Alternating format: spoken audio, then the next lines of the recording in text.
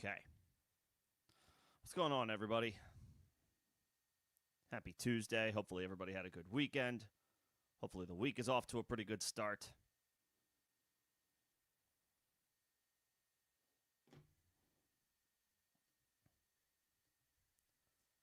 Still getting settled in from the jet lag, but I think I'm all good at this point, outside of a couple of things here and there. No big deal. No major issues. Pretty good weekend overall. First time all season, actually. This was the first time all season I watched football from the couch. I've either been at the bar or at a friend's place or visiting a friend this season, so it was nice to like kind of kick the feet up one week and just kind of go nowhere but still be able to watch football. Hopefully week 7 was kind to you. Hopefully we got some wins. Hopefully we did all right. If we didn't, we can see about course correcting whatever needs to be done. We'll talk about waiver options today. Not every, of course, name will apply to your league. Some of the names that I bring up are probably already rostered in some leagues that folks that pay attention to this channel, leagues that they play in. So, we can look at deeper league options. If I don't talk about any one name specifically that you're looking at on the wire to pick up or, potentially look at, or do you replace? Who do I replace on my bench currently with some of the options? We can get into all of that case-by-case basis. Can always talk AMA, especially as it comes, as it pertains to waivers. So we'll get into all of that. Obviously, we had the Monday night doubleheader. This is like the 4th or 5th doubleheader of Monday Night Football this year. I know that they've started integrating more doubleheaders on Monday Night Football, but it used to be like 1 or 2 at the beginning of the season. Like after it was like week 1 or week 2, there's going to be a doubleheader, but like then that was it. That was the only Monday night doubleheader. Now there's been like 4 or 5. And anyway, it was not a kind Monday night doubleheader. We lost some wide receivers. First of all, Mike Evans. Need to obviously quickly address that. As you all know, I'm not breaking any news. Broken collarbone, expected to miss most of the rest of the season. I think that was pretty much the quote from head coach Todd Bowles. So Evans' regular season is in all likelihood over. His fantasy impact is essentially 0 now. This sounds like, they're going to hope that Evans can return for a playoff run for Tampa Bay. And obviously they are currently situated to make a playoff run. Maybe that fast tracks Evans' return toward the week 17, week 18 range, but we're not going to have his services available for fantasy probably for the rest of the year. Shallow leagues, shallow redraft leagues, 10 and 12 team leagues, probably even 14 team leagues at this point. You could just drop him. If you're in a larger league, I don't think there's too many people who listen to this show that are into 16 or greater team leagues. There could be. I mean, you could justify, I guess, hanging on to him if you have an IR spot and you're in good shape and the waiver wire is slim pickings. But even then, again, strictly redraft, you're not going to get anything from Evans in all likelihood the rest of the season. I think in all redraft formats, it's probably pretty safe to just go ahead and drop him for a healthy body. So obviously, best wishes to Mike Evans in his recovery. It looked bad when he went down. He was clearly in a lot of pain. So hopefully it's a speedy recovery, a good one. He's older wide receiver now at this point, future Hall of Famer, 31, 32 years old. You hope it's not the end. Hopefully we see Mike Evans back on the field before long. Also lost Nico Collins to a concussion last night in the 4th quarter of Houston's loss to Seattle. I think he had like 4 catches for 25, 27 yards before exiting. Did Nico. The Texans offense continues to be bad, continues to struggle. They just came out a short while ago that they do not intend to make any changes along the coaching staff, specifically offensive coordinator. So I guess the play calling will remain the same. C.J. Stroud and that offensive line in general, nobody's really playing particularly well right now. Nico is a collateral damage as a result of that, and now it's literal insult to injury. Suffered a concussion on Monday night. So now he has to clear concussion protocol on a short week. That's a tall task. It's already a difficult enough challenge in today's NFL. I don't want to call it challenge. We're talking about a player's health, short and long term here as it pertains to concussions. The current protocols makes it difficult for you to return 1 week after suffering a concussion. More often than not, players who suffer a concussion sit the following week. Collins not only has to beat those odds, but he has to do it on a short week. I would go ahead and assume that you're not going to have Nico Collins for this week. So, we'll see the status of Christian Kirk. He didn't play this past week. Jaden Higgins, Jalen Knoll. Deep waiver wire options. But back to the Evans injury, one waiver option that isn't a deep option is probably Tez Johnson. He looks like he's going to, he's primed for a larger permanent role with Evans done for the season, and Godwin is currently, in and out of the lineup, more out of the lineup as he is nursing his nursing injuries. One, working his way back from what took place last year, and two, current stuff that he's dealing with as an older wide receiver. So, alongside Emeka Egbuka, who did come out of Monday night unscathed, he was kind of in and out of the lineup, didn't play a full complement of snaps, not totally unexpected given the circumstances. He was considered a long shot to play, and then he ended up suiting up, and he still ended up doing okay. He got a bunch of targets. Baker was a little off last night. Not totally bashing Baker. Tough spot on the road against Detroit with a banged up offense. We'll give the MVP frontrunner a mulligan. But not a spectacular night. Egbuka still earned, I think, 11, 12, maybe 12 or 13 targets last night. Insane on basically what felt like a bit of a snap count. So somebody needs to step up opposite him. Why not Tez Johnson? And we saw that a little bit last night.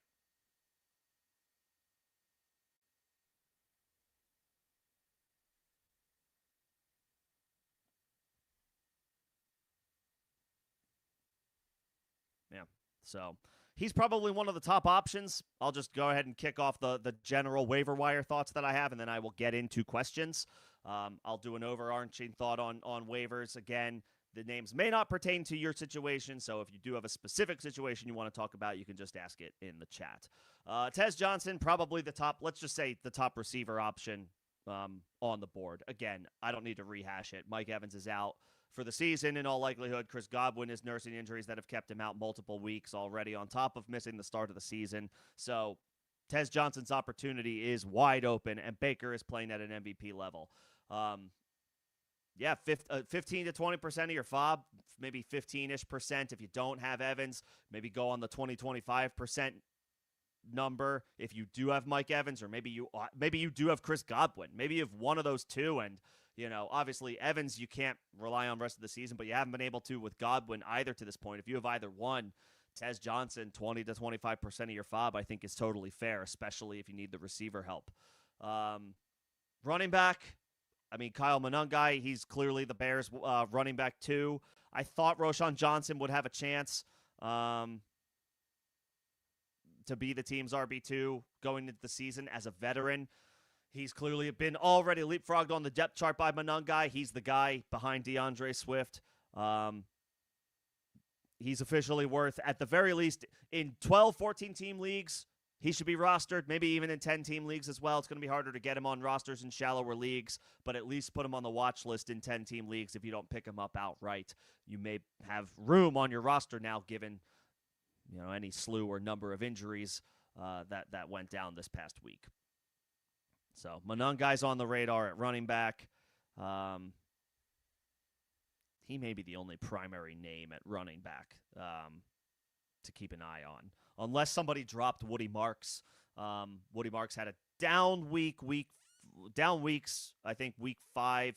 It was down week 5, then a bye week 6. So Marks was probably dropped in a decent share of leagues, as a bye week fill-in and coming off a bad performance. So if he fell through waivers last week and is still available, he's definitely worth a look.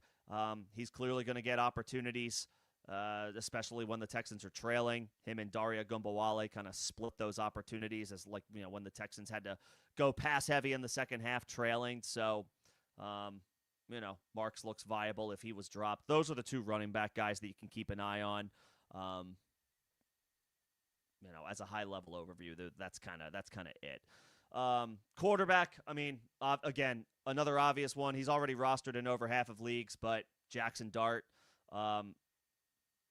looks like he could be a low-end QB1 rest of season. The result of that game aside, Dart looked incredible. He's doing it with his arm. He's doing it with his legs. One quarterback leagues. He's not only worth rostering, depending on your options, bye weeks, injuries, poor performances, Justin Fields. Like, you can grab Dart and you can fire him up over, if you need him. Again, bye weeks, injuries, or bad performances. He looks good. And then at tight end, another obvious one is Gadsden for the LA Chargers. He's exploded the past couple of weeks, especially in Week 7 against the Indianapolis Colts. Had a great game. Certainly viable, even though it's on a short week. It's a home game against the Vikings. Not the best matchup by the numbers, but again, with all of the bye weeks and injuries, you could probably do worse than Gadsden attached to Justin Herbert.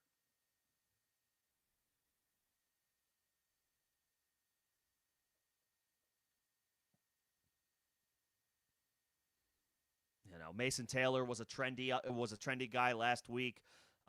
Obviously, Justin Fields submarined everybody. I don't know that Tyrod Taylor is significantly better. He's better as a passer, but he also is what he is at this point in his career. So, if Mason Taylor is another guy you're looking at tight end, again, just keep in mind, like, that's a bad situation overall. Terrible quarterback play is expected rest of the year. I would much rather have the guys attached to the good offenses and the good quarterbacks if, Gadsden over Mason Taylor at this point for sure. Situation, quarterback, et cetera, et cetera.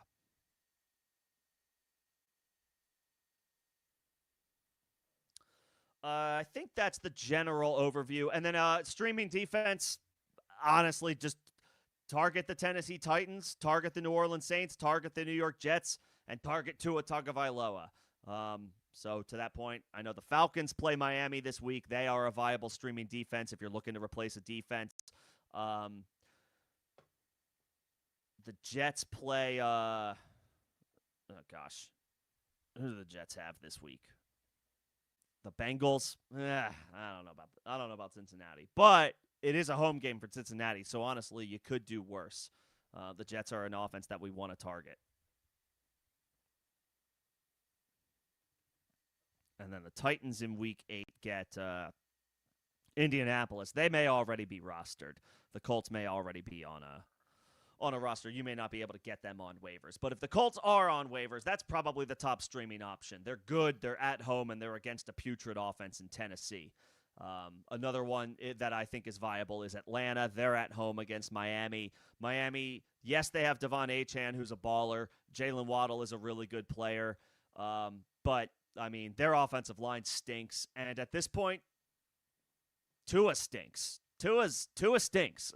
Like, he's not good. Respectfully, he's not. He officially doesn't look like a week-to-week consistent, year-over-year starting quarterback for an NFL franchise. He just doesn't look like that right now, and I don't know. He's playing the blame game in the media. I don't need to go down all that. This is not This is not a hot take show. This is a fantasy football show. The point is, Tua looks like a targetable quarterback for opposing defenses. The Atlanta Falcons have a solid pass rush, and they're at home. They play better at home in the Dome. They're a good streaming defense this week for sure.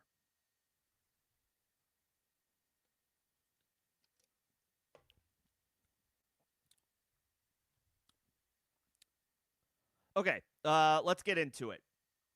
Whether you've been here before, welcome back. If you're here for the first time, welcome in. As it works, members will get first priority when when I am responding to questions or comments in the chat. That is a perk of being a member of the channel. It doesn't matter when you ask your question as a member, you will get your question answered ahead of other questions that are from non-members. If you are interested in becoming a member of the channel, you can find more details in the first link in the description of this live stream and all videos and streams on the channel. If you are not a member but you send a super, if you are feeling generous enough to send a super, you don't have to, but that would also be a line jumper and a way to get your question answered out of turn and in priority order. If you are not a member and you do not send a super, I will answer your question, but I do ask for patience as I work through member questions and supers first. Again, I might be right upon your question and a member question pops in like 10, 15 minutes after the fact. I'm going to go there first. So I just ask for some patience. Whether you are a member or not, if you are enjoying the stream, the conversation, the dialogue, all that good stuff, if you could just like the stream, that helps me out for algorithm purposes. Let's get into it. What's going on, Greg? Good to see you. I don't see any other members at the moment, so we can get right into this. So you have McBride on bye. Yeah, it's another bye Mageddon. A lot of teams on bye. The Rams are on bye. The Cardinals are on bye. The Raiders are on bye. There's more. There's more. I know there's a bunch. The Lions are on bye. Yeah, there's a lot of players not available this week. Let's see. Yeah, so the Chargers tight end or Dalton Kincaid. I mean, this is one where it's like if I already have Kincaid, maybe I don't go out of my way to well, this is twofold. You have Kincaid for this week already as a fill-in. So you might as well just stick with him. And two, I don't really want you Gadsden is a great option for somebody who doesn't have Trey McBride. You do have Trey McBride. And once Trey McBride is past his bye week, in theory, if all goes well and as planned, you're not putting another tight end in your starting lineup. Not ever. Trey McBride is your guy. He is the horse that you have hitched your wagon to. You're going to rock with Trey McBride for the rest of the season. You do not need another tight end. You just need a tight end for this week, which you already have in Kincaid. Decent enough spot attached to Josh Allen coming off his bye week in a good matchup. You might as well just rock with Kincaid. You already have him. Save the fob. Somebody else will take Gadsden. That's okay. You're not in an arms race to get Gadsden. You have Trey McBride. You have one of the best 2 or 3 tight ends on the season to have. So it's just a 1-week hiatus without him. You don't need to worry about Gadsden. Just play Kincaid since you already have him. Save the fob. Drop Kincaid next week when Trey McBride is back for any other running back or wide receiver on the wire that you like. And then do you actually dump fob into Flacco? You could. You certainly could. I mean, he obviously has great weapons to throw the football to, and Flacco's not afraid to air it out. It's not a great offensive line.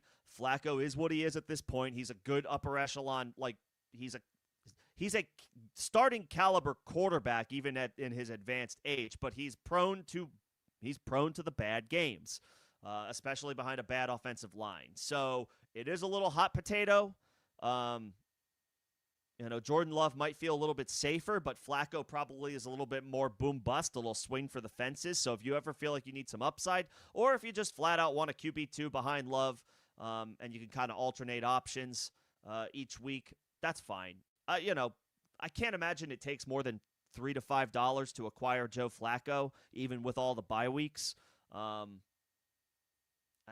would think more than $5 bucks isn't necessary. But to that point, that's fine. You can take a shot on Flacco. He's got Chase, he's got Higgins, he's got great weapons to throw the ball to. How bad can it be, And let's Penix and Stroud. No, the Falcons don't really score that many points, and Houston scores less than that. I'm not really interested in either of those guys. Not interested in any of those guys. And then as far as, again, Monangai versus Pierce, I'm always going to lean the running back. We always need running back depth. I don't care who you are and who you have.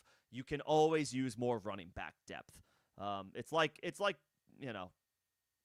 pitchers on a postseason roster in baseball for any of you baseball heads. Like, you can never have too many pitchers, two good pitching options. You can never have too many good running back options. So in a vacuum, I'm going to take Monangai, but you know my spiel at this point. You know what my general point of view is. If you're loaded at running back, I've got Jonathan Taylor and I drafted Cam Scattaboo, and I have Kyron or somebody else who's like a solid contributor, or I have a Chase Brown, whatever. Your running backs depth is strong. You have DeAndre Swift, whatever. Then, okay, maybe take a shot on Pierce if your wide receiver depth is a little bit weaker. But if you think all things considered, it's a neutral situation, or obviously more clearly, if your wide receiver depth is good and you could use the running back help, then it's Monangai. And then when all else fails in a vacuum, target the running back. 10 to 12% of your FOB for Monangai, I think, is fine. Probably not more than 10% is fine. Go up to like 12 to 15% if you have Swift. I would think that gets it done. He's going to have some inconsistent performances in all likelihood. He's not going to play the New Orleans Saints at home every week. So even if you miss out on him, if he has a bad game week 8, you could probably get him after this week for like pennies on the dollar compared to this week anyway. So, 12 to 15% if you have Swift, say 8 to 10% otherwise. That's enough. That should be enough to be in the running to get him, to get Monangai. Pierce should only, even though he had a good game, shouldn't take too much. $3, $4, $4, $5. He's a guy that's he's got a bit of a pedigree at this point, and he's been a little flat, a little hot and cold. He's up and down. He's a boom bust type of player. I can't imagine anybody's going to break the bank for him at this point. If you really want to take a shot on him, a few bucks is fine.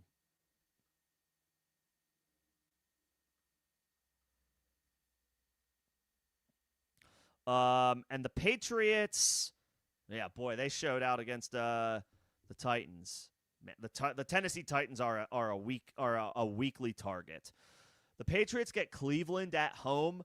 I don't mind that, but Quinshon Judkins is enough for me to say, try to go get the Colts. This is a situation where if you miss out on the Colts, that's fine. If you miss out on Indianapolis, that's fine because you have New England. New England is going to be a good matchup probably for at least the next 3 or 4 weeks where you can kind of plug and play them in. Nothing scary about playing Cleveland at home except for one thing, and that's Quinshon Judkins, who looks good, looks the part, looks awesome, enough to drag Cleveland's offense, to multiple scoring opportunities by himself. So I guess to that point, I would try to stream the Colts this week over the Patriots. But if you miss out on them because somebody spends $7 or $8 $5, which I don't advise, but if they do, I'm more in the $3 to $4 range on defenses. If you can get them, great. If not, especially if you already have another good option, let them go. I would take the Colts this week over the Patriots if you can get them. Against Tennessee, we're targeting the Titans' offense as far as opposing defenses go all season long. Whatever defense you have right now, this is for everybody, just check your schedule. Check out those defensive schedules.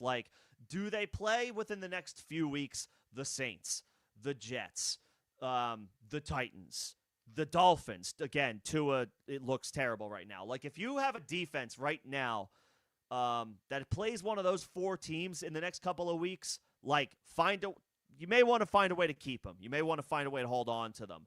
Obviously, if you don't have a great record right now and you're scratching and clawing, each week is a battle. I just need to go 1-0 this week and I'll worry about next week, then maybe don't look too far ahead. But if you are sitting pretty, if you are, 4-3 or better, 5-2 ideally, or 4-3 and you've scored a lot of points, your point differential's in good shape. Take a look at some of these defenses if you happen to have one that are playing, again, Jets, Saints, Dolphins, Titans. Try to hang on to those guys. Which reminds me, if you're in good shape with defenses, check on the LA Rams. I don't think they're super widely owned, but they should be. They're going on their bye this week. They don't play week 8, but they open week 9 with the Saints, and I think they've got favorable matchups pretty much all the way through the fantasy playoffs. And with that pass rush, I am holding the LA Rams everywhere. Another defense like the Patriots, although I do kind of think the Rams may have a little bit more runway here. Their pass rush is really good. If the Rams are rostered right now and get dropped, throw $1 on them. If you can hold them for through the bye week and into next week, they will be worth rostering for at least the next month. Go look for the LA Rams. That's for everybody. If you don't have the LA Rams, go check and see their availability. Throw $1 on them if you have an open roster spot. They're on their bye this week, but they've been really good, and they've got good matchups in the second half as well. Just food for thought.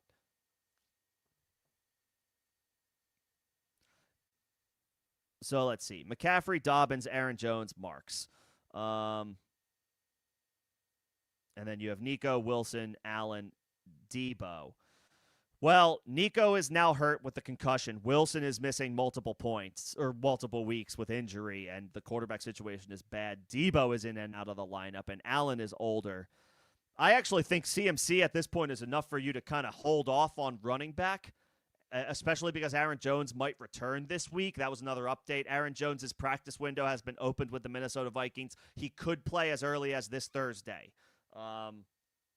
So, if you have Aaron Jones, congrats. Your running back depth is about to get a little bit healthier at the very least. I think, Greg, in this scenario, you actually want to prioritize the wide receiver, and I don't think you need to spend a ton of $5 to get him. Nico's got a concussion, is probably not playing this week. Wilson is probably already out for this week as well. Allen is playing on a short week. You have to fire him up. And then Debo has been in and out of the lineup, and now Jaden Daniels is hurt and potentially going to miss more time. I think Pierce is the guy you need to go and get. I think it's Pierce, actually, Greg, not Monungai. I think you need to target wide receivers. And Pearsall's not a drop, but I get it. He's frustrating. He's super frustrating right now. I had high expectations for him. And, I mean, it honestly looked warranted. He had 2 good games in the first 4 weeks. But now we've got injuries piling up. I'm not dropping him just yet. He's a good enough player and a big enough investment where I'm going to keep holding for another couple of weeks. But obviously, yeah, the frustration is warranted. We're not sure when we're going to be able to rely on him again. But he's not a drop yet. Okay, let's see. Back up to the top, but thank you, Greg. Always appreciate you popping in. Let me know if you need anything else. Let's go back up to the top and answer a couple questions here. Lost by 8 starting Evans over Swift. I am sorry, man. That's just a bad beat. Swift had a great game. Evans would have been fine. He would have done well. He's Mike freaking Evans, right? And in that game script where Tampa was trailing all game, Evans would have gotten the work done. The injury sucks. This is just that's the way the cookie crumbles sometimes. We play a thankless game. Drop Golden for Downs. I don't think I would do that.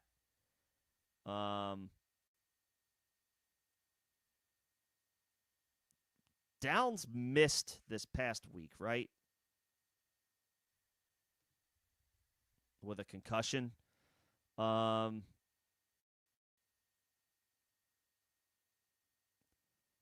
I mean, he doesn't play in 2 wide receiver sets.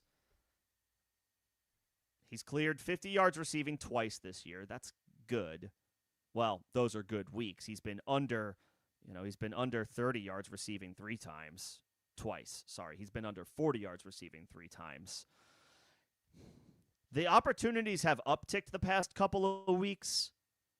8 targets week 5, 7 targets week 6, missed week 7 with the concussion. So a few more targets is good, but, Pittman and Pierce are the guys that run in 2 wide receiver sets, and those are, they're running a lot of 12 personnel, the Colts are. We're running the ball with Taylor. They're throwing it to Tyler Warren. Warren's the focal point. I mean,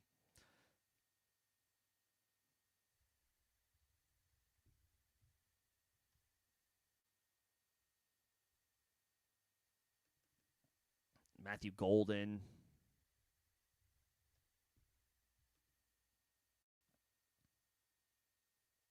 I guess he has been even. There's upside here, and I guess that's what my initial thought was. At 5 for 86 a couple of weeks ago against the Bengals,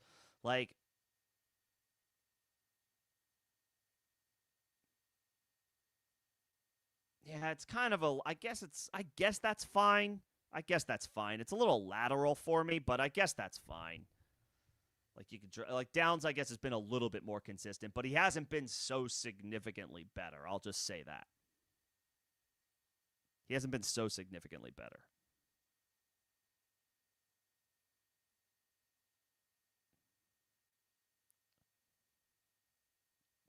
And Greg, real quick, Tez Franklin would be the guy that I would go 12 to 15% of your FOB for Tez Johnson. He's going to be relevant rest of season, or he should be.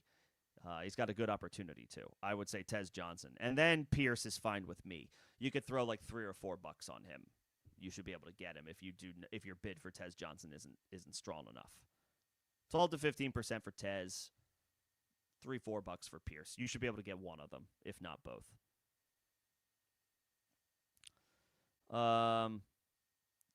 To that point, yeah, Tez Johnson, huge opportunity ahead of him with no more Mike Evans. So yes, I guess I would drop Golden for Downs, but I'm not expecting like a significant upgrade there. Texans offense is really bad. They are not good. They're not making any changes as far as the play calling, so you don't feel much more confident about it. And then Nico gets concussed, and now he's going to not play next week, this coming week in all likelihood. It's bad vibes all the way around. Houston's offense, honestly, is another offense that's worth targeting for opposing defenses at this point. They get the 49ers at home. I mean, the 49ers offense is banged up, or defense is banged up. They just lost Fred Warner. They don't have Nick Bosa. They lost Bryce Huff, I think, as well. I'm not sure if that's extended time or if he'll be able to play this week. They're missing multiple pieces on their defense, but still, even on the road, that might not be a bad spot. Houston's offense is quite bad. So of this group, I mean, the Chiefs at home against Washington look fine because that's probably going to be Marcus Mariota. The Eagles get a revenge game against Jackson Dart, but Dart looks pretty good, so I don't know how much I can vouch for them. The Bucs should be fine. They're on the road against the Saints, but I do caution, these nuances in the schedule when a team has to play on the road on Monday Night Football and then follow it up with another road game.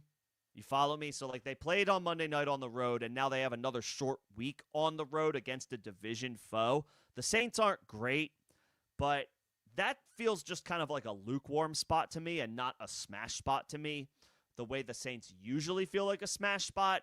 So all that to say, I'm fine if you take a shot on the Bucs, but short week on the road and following it up with another road game, that's tough. That's just a tough spot. So not super great, feeling great about the Bucs in this particular instance against the Saints, but they're not awful. Falcons are good against the Dolphins at home. I would say either the Chiefs or the Falcons of this group. Chiefs at home against Marcus Mariota. Yup, that's fine. Falcons at home against Tua. That's fine. $2-3 on each one if they're both available. If it's FOB, either one of those should be okay. What's going on, Fortune? Good to see you, man. So Greg had a similar question. He has Trey McBride. Do you splurge for Gadsden?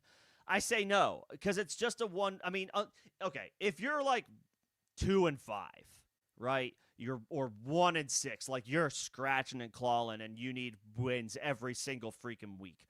Okay, fine. Splurge for Gadsden because it doesn't matter that you have Trey McBride rest of season. It's not going to matter if you don't get a win this week. If you're in dire straits, sure, fine. Spend on the tight end and make sure you secure a high upside play for this week because you need a win this week. But if that's not your situation, you're 4-3, even if you're 3-4, you've scored a lot of points, maybe you're 5-2, you're in good shape, you can eat a cheaper dart throw at tight end for 1 week because you're going to go right back to the well with McBride after this week for the rest of the season. That's the route I would go. Obviously, Gadsden is super enticing. He looks like he could be something. He looks like he could be pretty good. And Coach Harbaugh was singing his praises earlier in the year as well before he even truly started to break out. So the vibes are great with him. But if you have Trey McBride, you have one of the best 2 or 3 options at tight end rest of season. You're not supplanting that week over week. You're not taking him out of your lineup, and you're not adding a second tight end to your lineup either, in all likelihood. I would say pass. I mean, put a bid in, put a FOB bid in, And if he comes in at a smaller number that you expect and you happen to get him, then mazel tov, congrats. Like, you can just fire him up. But, a Cade Otton is a perfectly good example of a guy that you probably won't have to spend up for, and you should probably still be able to get $3-4, not too much. You shouldn't have to spend a ton of fob for him. That's the route I would go if I had Trey McBride, unless my record stunk and I really needed a win this week. So it kind of depends on your situation.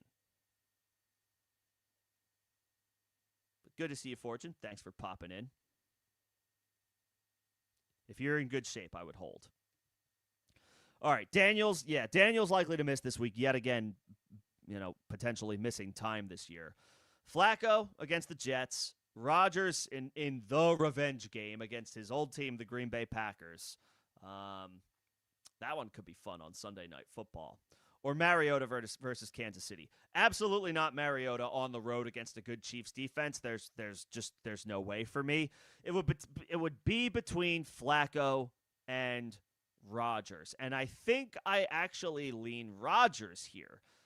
It's a home game for the Steelers. Again, it is Rodgers' old team, and I'm not talking about the Jets. I'm talking about the team that he won a Super Bowl with, that he won multiple MVPs with, that he's with for, 18 years of his career? Rodgers is a Packer, and now he gets to play them. I'm pretty sure this is for the first time, right? This is Rodgers' first game against the Green Bay Packers, and it's in prime time on Sunday Night Football. I got to, and who else loves the spotlight? Loves the cameras more than Aaron Rodgers, right? Like, this is his bread and butter. This is set up for him to have a big game. So maybe the stats and, the weapons, Jamar Chase, T. Higgins, that'll tell you, Joe Flacco, and the matchup is great too. But if I'm just, gut feeling and vibes and what I think I would go with if I was in this situation, I think I'm taking Rodgers. The revenge game of revenge games on Sunday Night Football, yeah, I think that's where I would go. I think I would go Rodgers.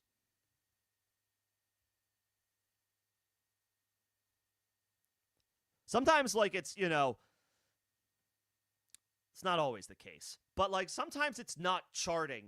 Sometimes you guys ask questions and I'm, looking at my data, looking at my stats, looking at, what can I give you as far as information. Other times I'm just dude, I have a gut feeling. This feels like one of those times. Aaron Rodgers is a good stream this week because he's playing his old team, the Green Bay Packers.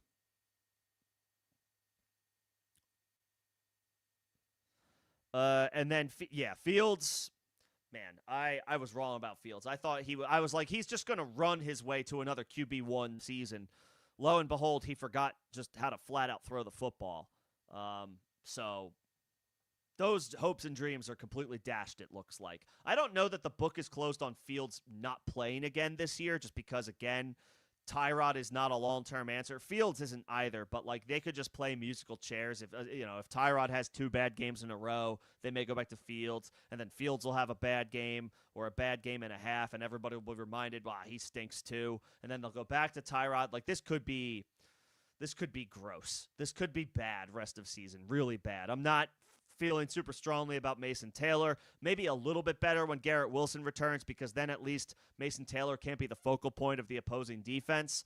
But still, the Jets quarterback play, it looks like it is dead on arrival for the rest of 2025. I can't really vouch for anybody in this offense. The best thing I can hope for at this point is that Breece Hall gets traded to a better situation, to greener pastures, because I wouldn't feel super strongly about Breece Hall at this point either. Not because of his individual talent, but because of his overall situation. It stinks. So, yeah, I'm not really feeling any Jets at the moment.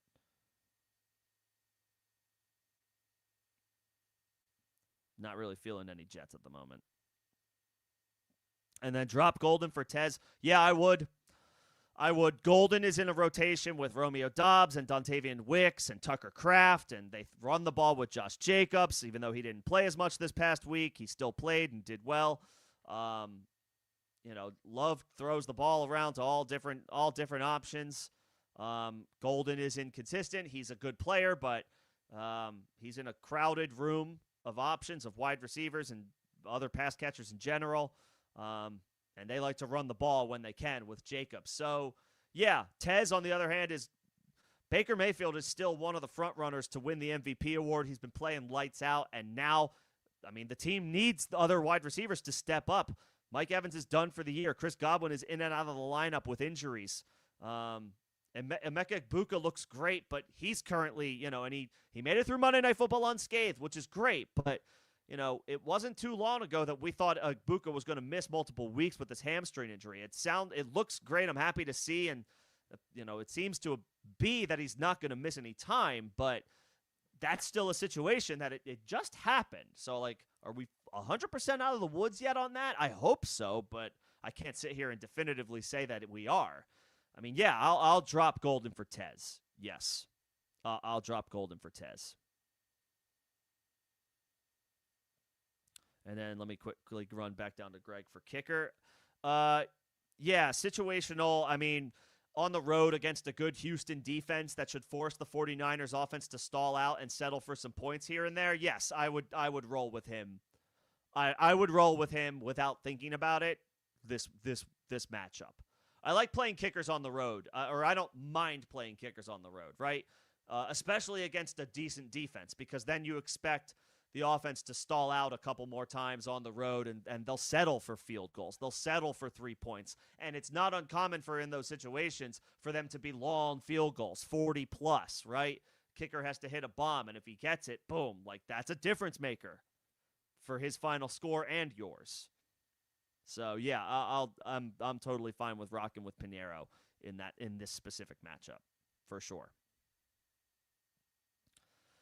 Is it? Yeah, it did. Tyreek made absolutely. Tyreek made Tua look so much better than he actually is. Tyreek is now gone. The vibes in Miami are horrendous. Yeah, we're seeing the demise of Tua right before our very eyes.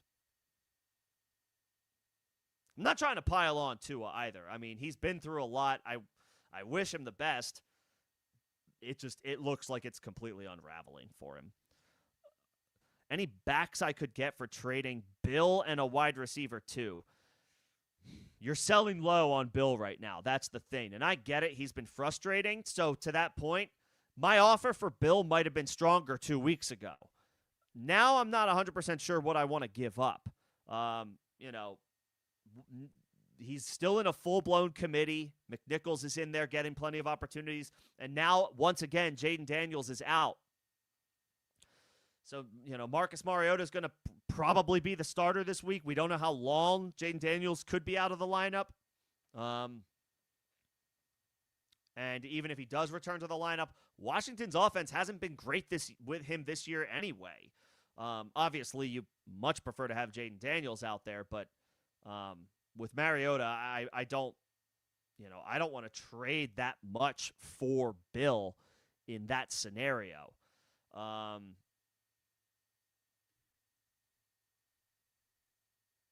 I don't even know who a buy low at running back would be where you could conceivably try to make this happen. Maybe like an Aaron Jones who is just coming back from injury. Like that. That's just a name that that popped into my mind. Like maybe him or like a trade. Like you could try. I guess I don't know if you. I don't want to mention any of the rookies. I don't want to say Henderson. That doesn't seem to be worth it right now. I don't want to say RJ Harvey. I'm not sure if that's worth it right now. He's just not getting enough chances, enough opportunities. Maybe like an Aaron Jones who is coming back and has been good in the past, even though he is older at this point. I'm not sure. Trying to think like who's a buy low candidate. I guess maybe a Breece Hall. There you go. Maybe like Breece Hall, and you just hope that he gets traded off the Jets. I would say it's maybe a 5 to 10% chance that it happens. Hopefully it does. I don't know that the Jets will do the smart thing because they're tanking. They should probably let Breece walk at this point. So why not trade him to get something back? It doesn't make sense to have a running back that you don't seem to be fully committed to in the first place on a team that is going nowhere, and he's now been in the league for 3-4 years. Like maybe try Breece. He's been disappointing. The Jets offense in general is hard to get behind. Yeah, I mean, otherwise, Bill is, he doesn't have as much value as he did, say, a couple of weeks ago.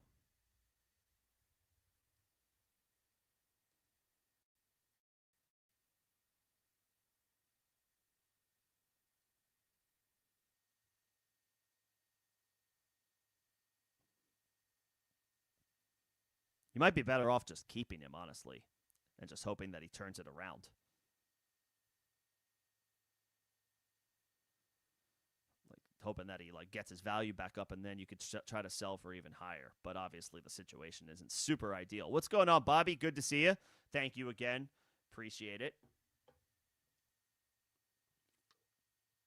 Would I bench Love for Flacco? Somebody else asked this question again. Um,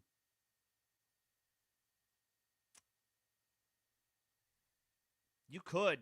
I mean, the Packers get the Steelers on the road. So on the flip side, I just got done talking about how it's a huge revenge game for Aaron Rodgers. It is also like a show me something game for Jordan Love, who gets to play against, again, the guy that he backed up for 3 seasons before he became the starter in Rodgers. I mean, it means something to Love and the Packers as well that they're playing Rodgers. But it is a tougher matchup by the numbers. Pittsburgh on the road, whereas Flacco gets the Jets at home. Yeah, that's fine. I think it's fine. I really do. What I said earlier was that Flacco is susceptible to turning back into a pumpkin at any time. He's 40 years old. Or 41 at this point. He is what he is. He has been around the block. Nothing is going to surprise him or confuse him. He's seen it all when it comes to reading defenses, but that offensive line isn't great and needs a statue back there. So, there's going to be good games. There's going to be bad games. This certainly looks like it could be a good week for Flacco against the Jets, who are reeling and sputtering, and they, at this point, are already probably looking forward to getting to 2026. That's how bad it is for them. And Flacco has Chase and Higgins to throw the ball to. Yeah, Flacco is fine. He is volatile, but it is a good matchup to roll the dice on, as opposed to Love against the Packers. Or Love against the Steelers, excuse me. Rodgers against the Packers.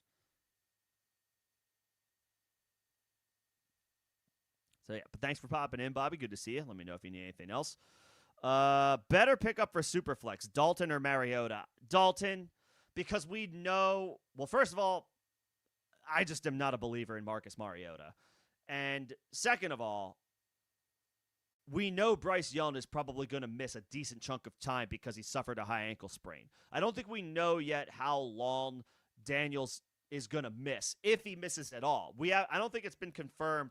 I think he's not expected to play this week, but I don't think he's been ruled out outright just yet. Bryce Young is going to miss probably a month. So Dalton's leash is longer. And again, I have no reason to vouch for or back Marcus Mariota based on his play. I guess Dalton I don't have that much stronger of a feeling for, but I am pretty confident that Dalton is going to have more starts coming up than Mariota. We just don't know how much time Jaden Daniels is set to miss yet. So we know Dalton's going to probably play 3 or 4 games at least. We don't know if Mariota will play that many games, and even if he does, I don't really want much to do with that. I'll say Dalton. And I would drop the Packers to pick up the Falcons this week. I know it probably hurts to drop the Packers. You have Micah Parsons, you have an elite player on a good defense. But if you need a win, or you don't have the roster space to roster 2 defenses, you need to only roster 1 defense, and I do think that's a perfectly fine. You don't need to roster 2 defenses these days, unless you're in really good shape. If you're sitting real pretty, you're 6-1. 5-2, scored a lot of points, and you can kind of tinker with your lineup on a multi-week basis, not just a week-to-week basis, then sure, roster 2 defenses. But if you're in a dogfight for a playoff spot, you only need to roster 1. That being said, the Falcons are a good streaming play this week against the Miami Dolphins. I want to target Tua Tagovailoa, especially when he's on the road, and the Falcons have a solid pass rush, so I'm good with targeting them. The Indianapolis Colts are another good defense to run this week. The Patriots are probably not available, but if they are worthy this week against Cleveland. I can't vouch for the Bengals, even though they're playing the Jets. The Bengals just their defense isn't that good, but it is the Jets. Yeah, I mean the Falcons. They're a solid stream this week.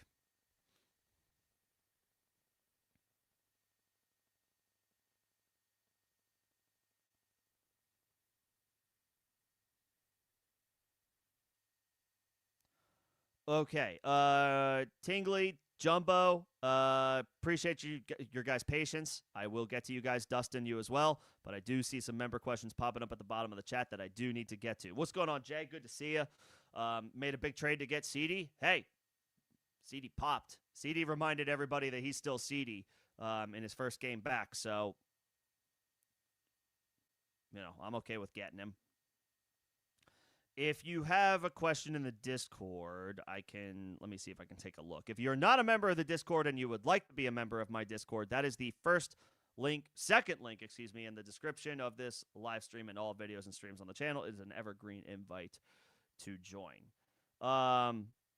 You have Wan'Dale in there. Aaron Jones coming back. I would probably play Kamara over Wan'Dale.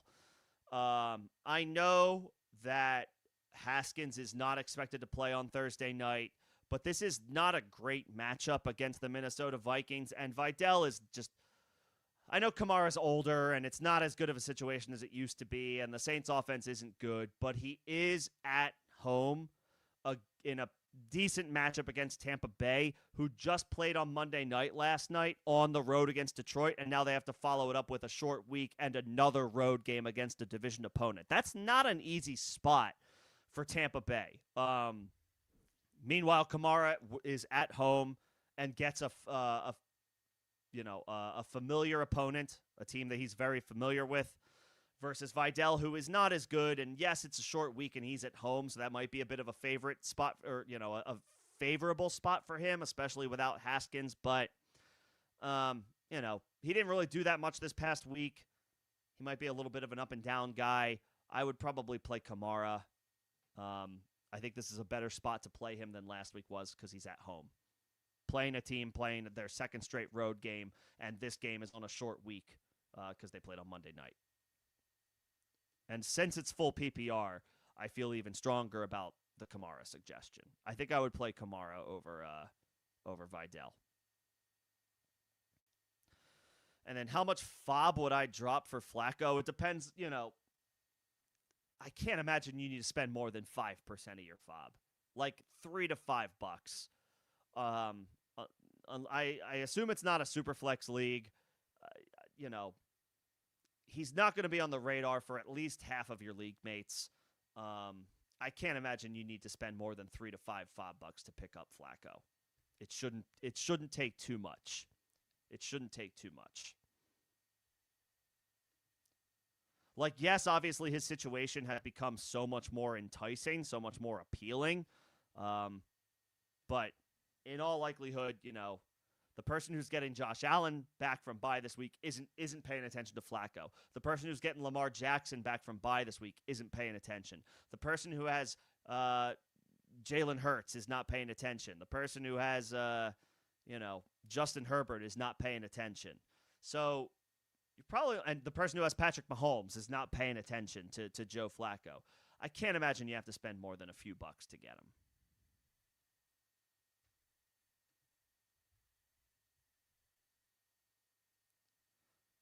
Okay. Let's see. Back up to the top. How do I feel about Dalton Schultz? Yeah, solid tight end option. I like him better than Mason Taylor.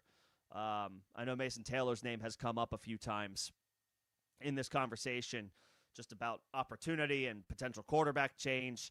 Yeah, I mean, the Houston offense isn't that much better, but they are better than the Jets. CJ Stroud doesn't look very good, but he's better than Justin Fields, and he's better than Tyrod Taylor, for whatever that's worth. So, yeah, I mean, I'd rather have Gadsden, but if you're looking for a discount to Gadsden because you think he's going to cost too much, yeah, Cade Otton, Dalton Schultz, couple bucks on either one of these guys, like $2-3 $5 on either one of these guys should be enough to get them. Yeah, I'm fine with those guys.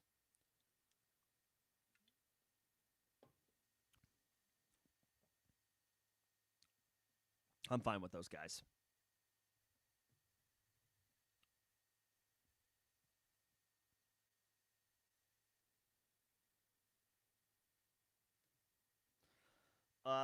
Number one waiver claim. So again, you know, who is your other tight end? Is Mason Taylor the tight end that you were relying on? Then yes, use the number one claim to get Gadsden. You can fire him up as soon as this Thursday against the Vikings. But if you have Trey McBride or Tucker Kraft or Tyler Warren or even Brock Bowers coming back from injury probably after this Raiders Week 8 bye,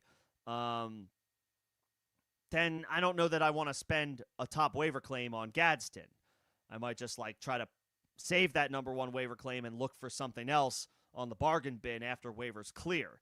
But if Mason Taylor's your guy and you were relying, he's the tight end on your roster and that's it, or if you have another dude who either got hurt or has been underperforming, then yeah, I'm fine with that. I'm fine with grabbing Gadsden.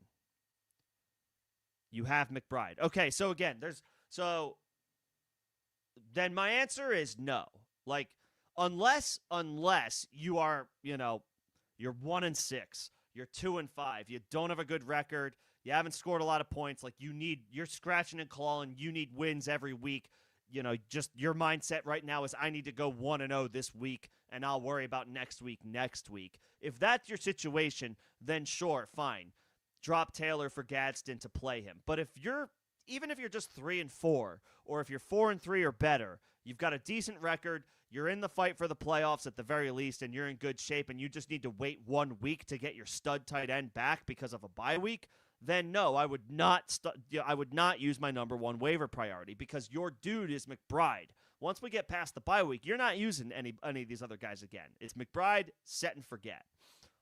So 4-3, 5-2, even if you're just 3-4, but let's say you're right on that cusp for a playoff spot, you're right there, you're battling, you're not in bad shape, I would hold that number one waiver priority or use it on something else.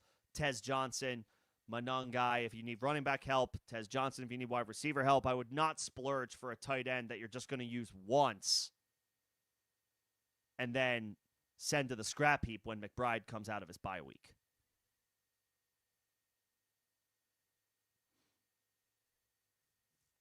Four and three. Yeah, see, I wouldn't drop because McBride comes back after 1 week.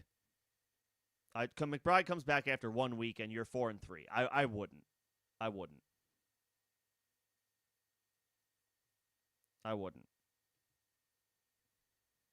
Wait for waivers to clear and you can pick up Cade Otton or Dalton Schultz for free. That's what I would do. And you can drop Mason Taylor for either one of those guys. As far as the Rams defense, yeah, just mentioned, I like holding the Rams defense if you can. If you can hold the Rams defense, I would absolutely do it. I get it. We're not all in a situation where we can roster 2 defenses. That's more of a playoff move. And if you don't have the best record right now and you're scratching and clawing, that might not be an option for you. But if you can hold the Rams defense through their bye week, they get the Saints week 9, and then they have a slew of other good matchups, I think all the way up through week 13 or 14. Definitely worth holding them if you can. But as far as this week, of this group, the Bills, I would say, because they're getting the Carolina Panthers with Andy Dalton. The Niners, I guess, with C.J. Stroud are also fine. But they're both on the road, so they're both they're good, not great streams. I would say the Falcons are better. If you can get the Falcons defense, they're to me, a better stream this week because they're at home and they're playing Tua. Yeah. So it all depends on what you need and your current situation. How much FOB am I dropping for Manungai? Yeah, I mean, it depends. Is your running back depth good? 6 to 7%. 6-7 for all the youths out there. Old heads may not know what that means. That's okay. That's probably a good thing. That's probably for the best. Do you have DeAndre Swift? 12 to 15%. Do you not have DeAndre Swift? Maybe your running back depth is okay, but not great, and you're keeping your options open. 10 to 12%, 8 to 12%, let's say, depending on how needy you are at running back, how much you feel like you need more running back depth right now. If your depth is good, maybe not that much. Throw a low ball bid at it just for the sake of throwing a bid at it. And if he comes in at a number lower than anybody expects and you end up with him, then congrats. If you could use the running back depth, somewhere in the 8 to 12% range, depending on your situation, bye weeks, injuries, recent performances, all that good stuff. And then just flat out, do you have DeAndre Swift? Do you have that, do you have the starter and therefore suddenly the insurance policy has revealed itself and you want the handcuff? Now we're talking maybe more in the 15% range is the amount of FOB we want to spend. I always tier my answers. It depends on your specific situation. Depends on your specific situation. Do I like Tez or Mooney more? Tez, better quarterback and larger opportunity, more in all likelihood. Mooney is let me make it very clear. Mooney is the player with the greater track record. He has been a better football player for longer than Tez Johnson. But the Falcons are not scoring a ton of points. I think they're only scoring like 19 points per game. So they're not exactly like this high-level, high-powered offense. Their offensive line is good. Penix's play has been up and down. Not unexpected for a second-year quarterback. Mooney's been in and out of the lineup with soft tissue injuries. So, is his availability for the rest of the season confirmed? I don't know. And obviously, we could say that about any player. But Mooney has been missing games, missing time this year. So, it's valid to bring it up specifically for him and not Tez yet. And then again, Mike Evans is gone for the year. Godwin is in and out of the lineup. Igbukam made it through Monday Night Football with unscathed post-hamstring injury that he suffered in Week 6. But are we completely out of the woods on that yet? Hopefully, but I don't know. Tez for sure. Tez for sure. Let's see. I got the member questions. We're good there. If any other members need anything, just let me know. You traded DK Metcalf for Scatabo? You took your DK Metcalf and you traded him for Cam Scatabo? And now Scatabo is on your team? Well done. Well done. Well done. That's a good trade. I don't know what your situation is. As you always know, I don't look at things strictly in a vacuum all the time, but in a vacuum, well done. Hopefully your wide receiver depth is solid. I don't care if your running back depth was good or not before Scatabo. It's a lot better now, and that's all that matters. I would say that's a win. If there's a hole in your lineup at wide receiver, obviously we can look at ways to address that, to fill that. But, Scatabo looks like is Scatabo a top 30, top 35 player rest of season? I'm not talking about just running backs. I'm talking about wide receivers and tight ends too. He might be like a top 30 player rest of season. Like high upside RB2. So, yeah.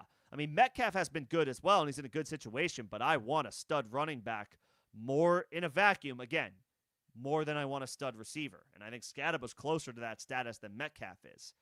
Yeah, I like that trade. I like that trade. Both are fine. Both are solid. But I don't know. Scadabo's better than fine. He looks really good. This is a start-sit question.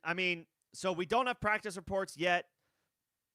Probably those first three names. I don't know that I'm ready to go Monangai yet. I guess it's a good matchup against the Baltimore Ravens, but it is it's the Ravens coming off of their bye week, and Monangai is still a backup. He's not going to play the New Orleans Saints at home every week when the Bears run the ball. It feels like they ran the ball like 40, 45 times in that game. Because they could. They could. They were having their way in the ground game against New Orleans. And I know Baltimore hasn't been good this year on defense. They haven't. And I don't know that the bye week is going to change that all that much. However, It is a week of rest. That type of stuff matters. And it's a home game. So the Bears have to go play a rested team in their house, getting their starting quarterback in Lamar Jackson, and they are desperate. Baltimore is desperate. I do not love that spot for the Bears. I do not think I would play Monangai in that situation. So just out of, by default, I would play those first three names. I would play those first three. We will, of course, get practice reports and injury updates and all that good stuff starting tomorrow. That is when, the Wednesday practice reports. That's when teams start to practice for this week, except for the Monday Night Football games. There's only one Monday Night Football game this week, Chiefs Commanders. There is not a doubleheader this week for the first time in, at least 3 weeks, it feels like.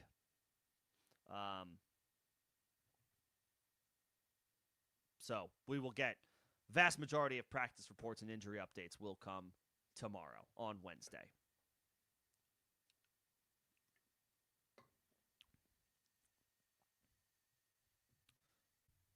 See if we got any new injury updates or any other general updates.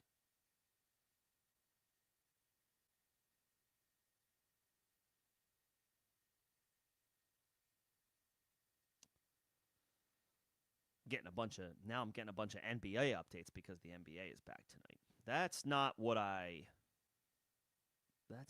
looking for. No new updates.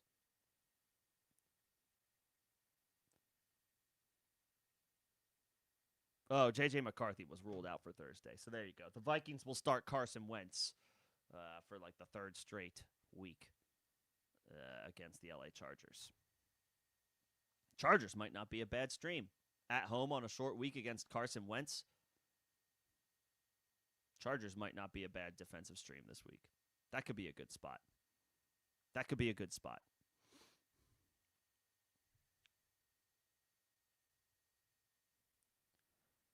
Ray McLeod was released by the Falcons. I think there was something going on behind the scenes there, but I'm not 100% sure about it. Jacoby Myers still wants to be traded. It's bad business in Vegas right now. And yeah, once again, Hassan Haskins not expected to play Thursday. So Kamani Vidal will get the the lion's share of opportunities in all likelihood out of the Chargers backfield. I don't know how definitively for sure that is. I don't know if Nyheim Hines, remember Nyheim Hines? He's on the Chargers. He might get some opportunities on Thursday night. I think he's next man up for LA. They're already down Amari Hampton. They lost Najee Harris. Now they don't have Hassan Haskins. Kamani Vidal, I guess, is going to get all the opportunities he can handle. I don't know that I necessarily feel great about him in this matchup against Minnesota, but he will at least get opportunities. So, for whatever that's worth.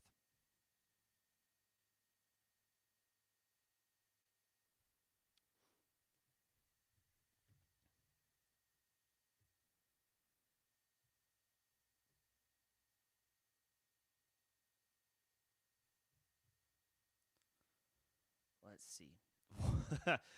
These are the type of questions that I like. What do I drink? So I usually have at least 2 to 3 cups of caffeine on my live stream days, Bobby. I think I had some type of, it was like a canned, some canned concentrated caffeine drink today. Not an energy drink. I don't drink energy drinks. I drink some form of coffee, a latte, an espresso, whatever have you. I usually fire off a couple of those, and then I have a basic cup of coffee. All of them I usually have by 10 a.m. Just fire it all off in the morning, and then it just I'm on cruise control for the rest of the day. And then just talking football is just an adrenaline rush, and I'm happy that there's folks out there that feel strong enough to come hang out with me these evenings. It's much appreciated. 3 cups of coffee every day. Well, every stream day. When I'm not streaming, I may scale it back a little bit, but I do give myself some extra, a little extra shock of life on the stream days.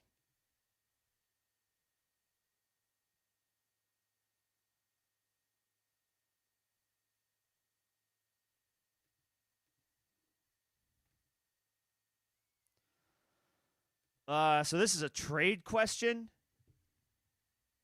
You were offered Benson and Schultz for Gadsden if you use your number 1 waiver. So you have Brees, you have Dobbins, you have Ramondre. Do you also have Monangai? Are you asking if you should start Monangai because you already have him on your team? I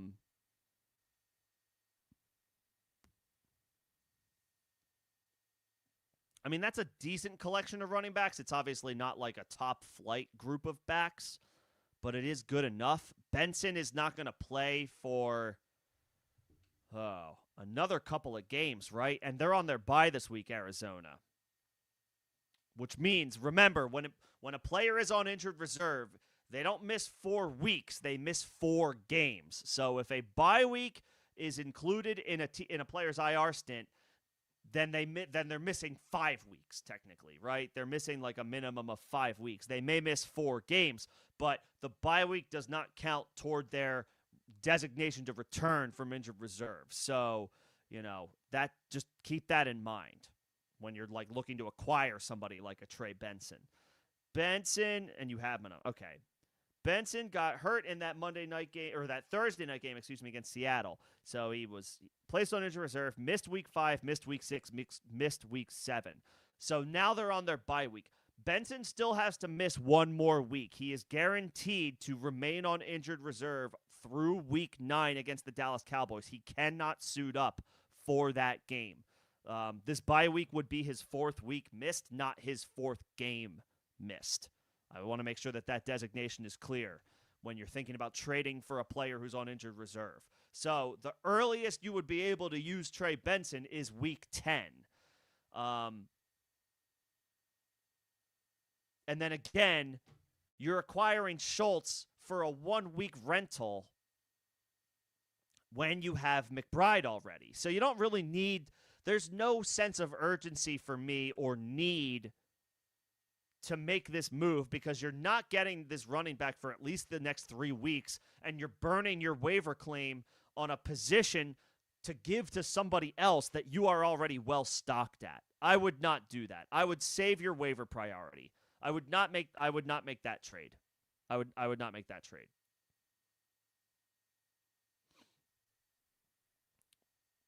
I would hold tight. What's going on, Nino? Good to see you.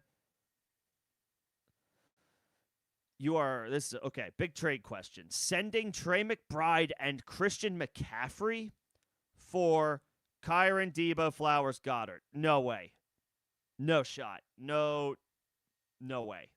No way. If you need the depth, if you need to sell McBride now, don't trade McCaffrey. He is, McCaffrey looks like a top 2 running back rest of season. Maybe the RB1 just flat out. I mean, Taylor has an argument. Bijan Robinson has an argument, but that's it. It's those 3 names at running back right now and then everybody else. Do not trade Christian McCaffrey. I know the feeling of having, like you're hurting for depth. Do not trade. He's not just your RB1. He is a league RB1. High-end, top 3, rest of season RB1.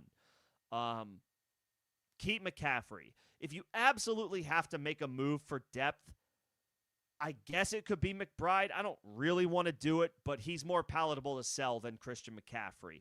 If you could get Goddard and Flowers, actually, I would ask for Goddard and Kyron probably for McBride because the drop-off from McBride to Goddard is significant. Even though Goddard's having a decent season, McBride's projections are much higher rest of season.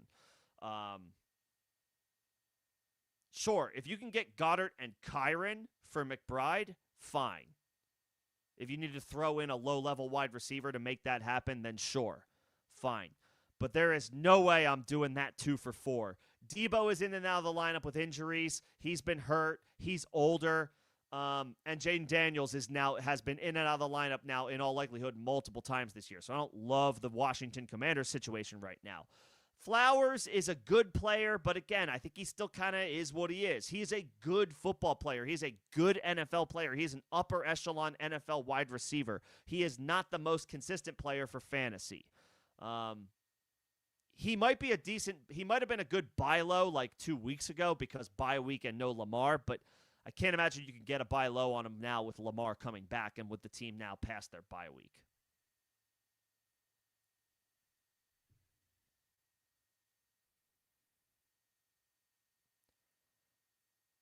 So yeah, I don't like that. McBride for Ladd, that's a little more palatable. Ladd has been the problem is Ladd has been somewhat up and down, somewhat inconsistent himself.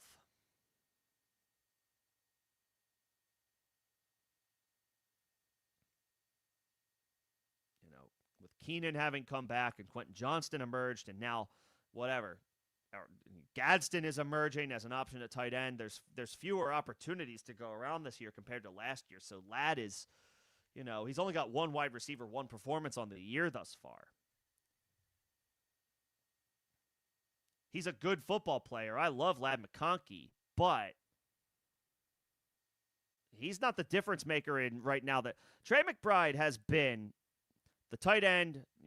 This might vary a little bit depending on your league scoring, but generally speaking, Trey McBride has been the tight end 13, 5, 6, 15, 23, 2, and 3. He's got 4 tight end 1 weeks and then 2 other weeks where he still hit the top 15. Therefore, he was like somewhat usable. He didn't totally kill you. No, I would not do McBride for Ladd. McBride is a difference maker at tight end. So far this year, I love Ladd McConkey. He has not been a difference maker at wide receiver. I need more for Trey McBride. Ladd plus something. Ladd plus a depth running back. Ladd plus a tight end that isn't too far off from Trey McBride. Yeah. McBride has been a difference maker this year. Ladd has not. I would not do that deal.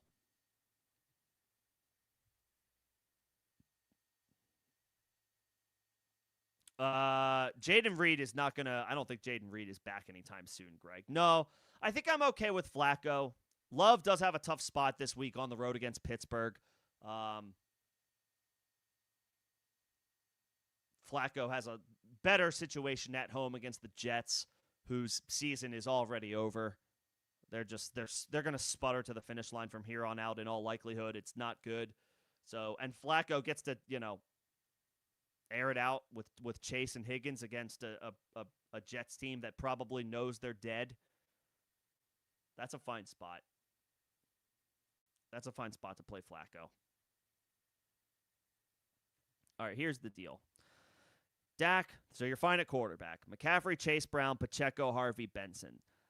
Chase Brown, and McCaffrey's performance alone makes it so that, like, Chase Brown is an okay RB2 for you, even though he's been pretty disappointing. Diggs, Jacoby, Iamon, Burden. Okay, you need wide receiver help. You need wide receiver help for sure. Well, first of all, drop Mason Taylor. Well, if you need him this week, then I get it. But honestly, drop Mason Taylor for if you can't get Gadsden for cheap on the let waivers clear and see if you can get Cade Otton or Dalton Schultz for free to fill the McBride bye week. And then, yeah, I'm not trading Christian McCaffrey. I would see if you can trade, I guess. Could you trade Harvey to the Dobbins owner for their wide receiver 4? This is where, you kind of have to get a little bit creative here. Harvey doesn't have a ton of value, but he does have value to the person who has J.K. Dobbins. That's the team that might be interested in him. So you could try to trade him for some wide receiver depth.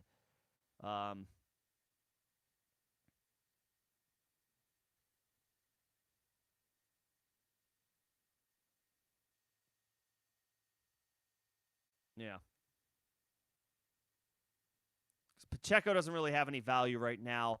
And if you trade Chase Brown, you're just going to, for a wide receiver, you're just turning one weakness into a strength and turning your strength into a weakness.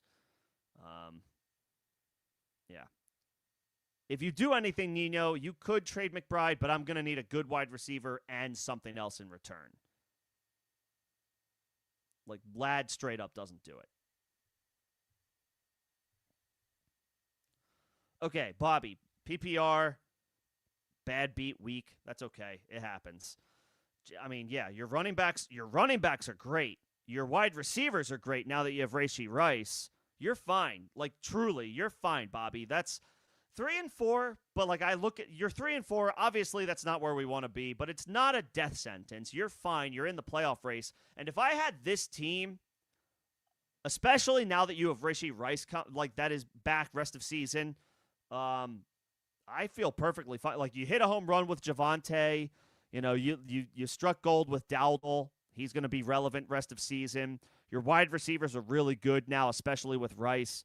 You have one of the better tight ends in McBride. Like, yes, you have to fill in for him this week, but that's just 1 week. Like, you're fine. Yes, this is you're good. You're good, but it's a good team. It's a good team. Yeah, you're good. Quarterback could obviously be a little bit more consistent, but if you can get Flacco, then, yeah, take a shot on his upside in a great matchup against the Jets.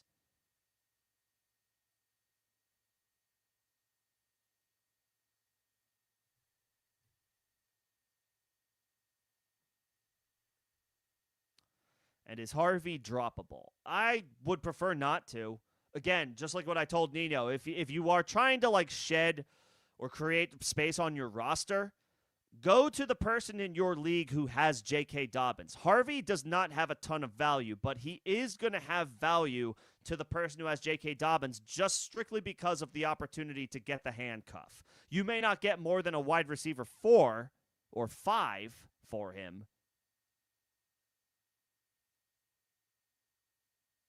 Or if you're looking for like just to, you could look for a backup tight end for 1 week. I don't like that as much. I mean, yeah, I prefer not to drop him. I would much rather, if you do want to move off of him and he's the odd man out of your rotation, I would try to trade him maybe in a 2-for-1 deal. Say like Harvey and Pittman for a wide receiver upgrade, and then that creates a roster spot to pick up a tight end to stream while McBride is out. Something like that. Harvey and Pittman for, I don't know.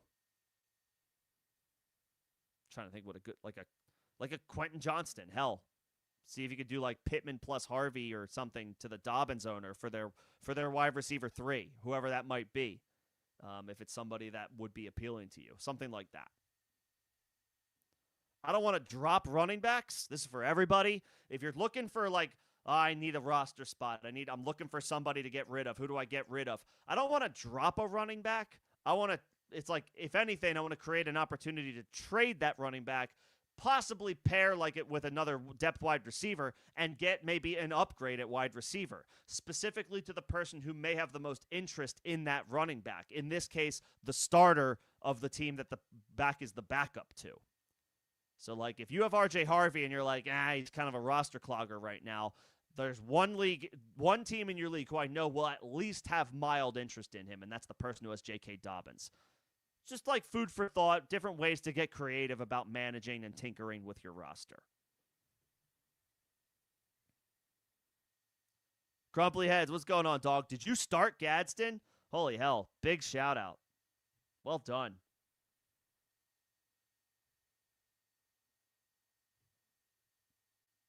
Well done. Huge play.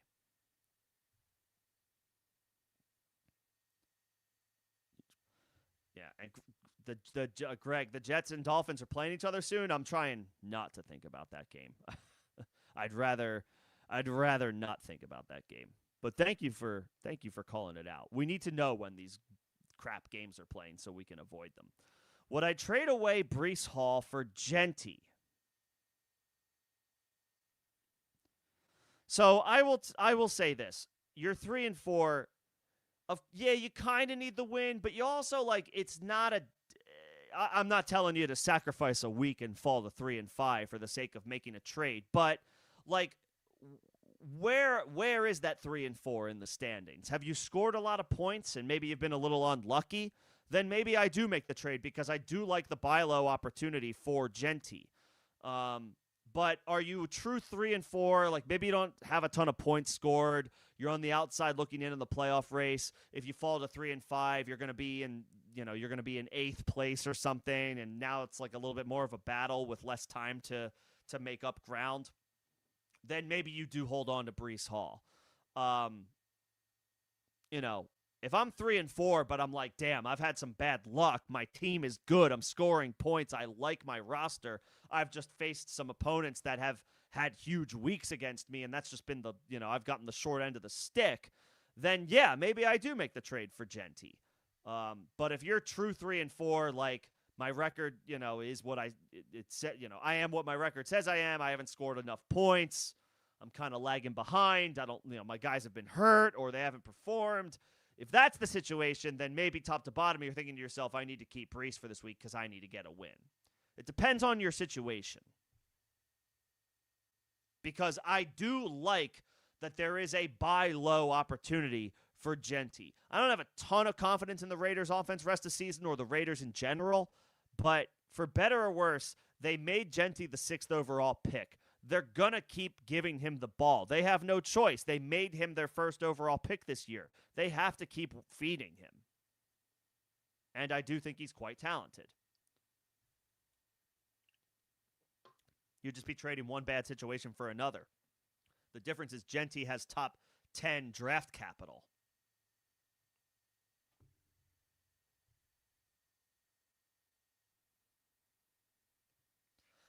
The better pickup between Gadsden, Andrews, or Hunter Henry. Andrews in a vacuum would be the answer here because he's the most experienced, but he is the oldest. It hasn't been great this year, but Lamar is coming back, so that gives you reason for hope, reason for optimism, and the Bears' defense hasn't been great. Neither has the Ravens' defense either, which has forced the offense to have to be more aggressive to score more points to keep pace. Gadsden is going to be the sexy pickup, rightfully so. He's breaking out right before our eyes. He's been, I think he's like the tight end 3 or 4 on the week or like tight end 3 or 4 the past 2 weeks. He's been awesome. Clearly growing into a big full-time role for the Chargers.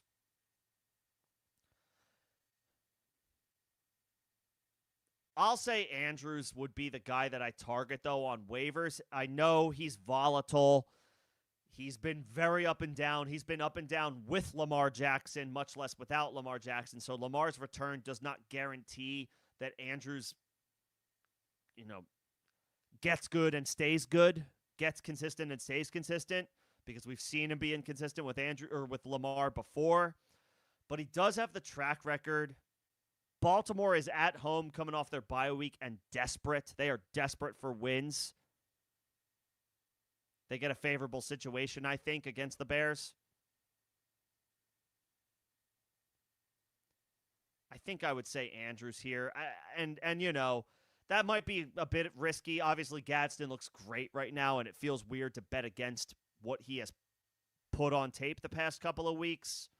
But, again, I hate being the one to put cold water on a fire, and maybe I won't, but I just do want to call out. I mean, it's not uncommon for rookie tight ends and rookies in general to be very hot and cold. They blow up 1 week or even 2 weeks in a row, and then the next week it's a quiet week.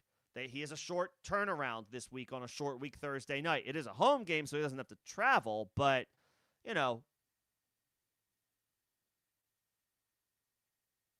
don't know that it's necessarily a guarantee. He looks great, but he is still a rookie. I might slightly lean Andrews just because you're not going to have to spend as much FOB on him in all likelihood, or you're not going to have to put a priority waiver claim on him. He's going to fly under the radar while everybody focuses on Gadsden. So you should be able to get, like Andrews, maybe even for free on waivers and save your waiver priorities.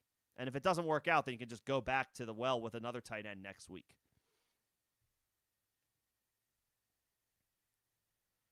So Gadsden or Otten. Gadsden, in a vacuum, Gadsden looks like the best pickup right now.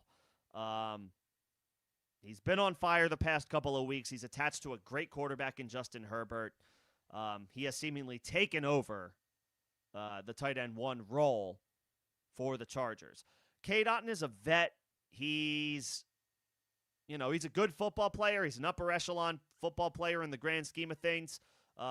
He is a serviceable pass-catching tight end. He will have more opportunities with Mike Evans out for the season, and Chris Godwin has been nursing injuries as well, so he's going to miss time, or has been missing time.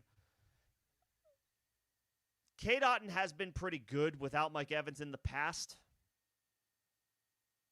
And Baker Mayfield's playing pretty well right now himself.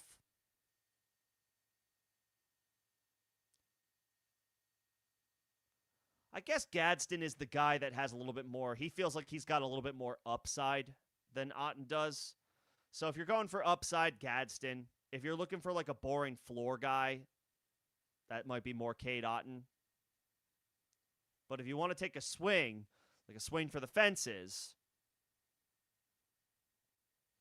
and shoot for the moon, I think that's Gadsden.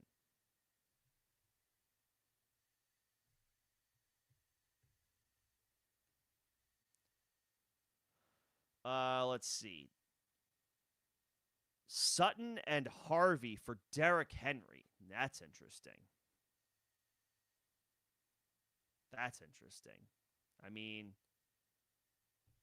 he gets Lamar back.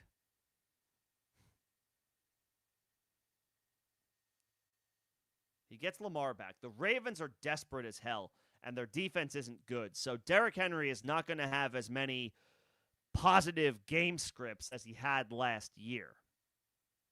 The Ravens are going to be in more dogfights in all likelihood than they were last year because their defense is not what anybody was expecting it to be. It's not good.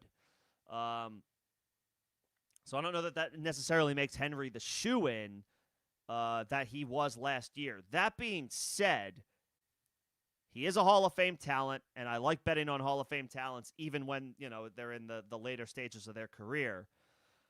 You would add Henry to Jacobs, Javonte, Kamara, and Dowdle. You would lose Sutton, but you still have Justin Jefferson, Rashee Rice, Tet, and Pittman.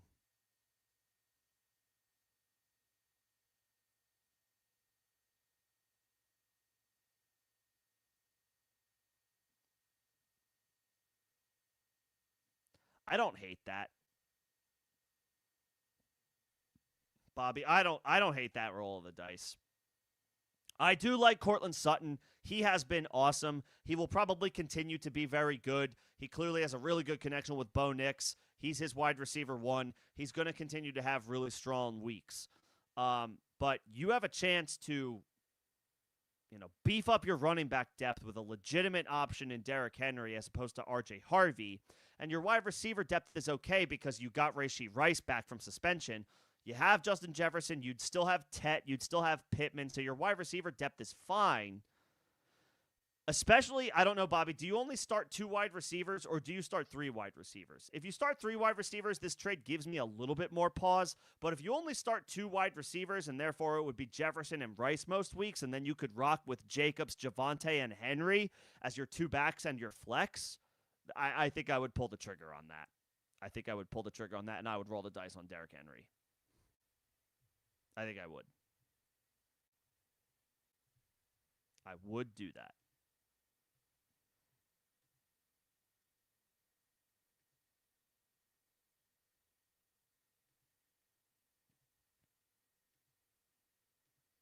He feels volatile now, Henry does, but if he's gonna turn the season around, if the Ravens in general are gonna turn their season around, the opportunity is now past their bye weekend with Lamar coming back. Start 2 wide receivers. I would make the trade, Bobby. If you can make that trade, I would do it. Sutton's been great, but you get to beef up your running back depth with Derrick Henry, and you still have Jefferson and Rice to man down the wide receiver spots. Yeah, I would do that deal. I would do that deal. And then every week you can start every week, minus bye weeks, of course. You can start Jacobs, Javonte, and Henry. Yeah, I would do that. I would 100% do that trade.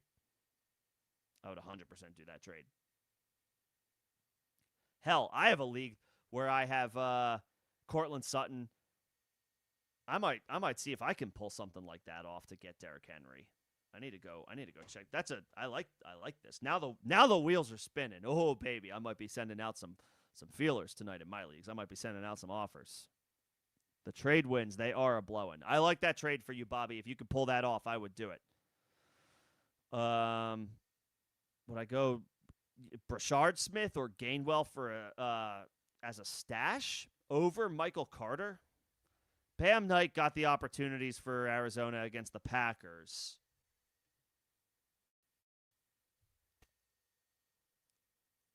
Benson, in theory, is coming back in a couple of weeks.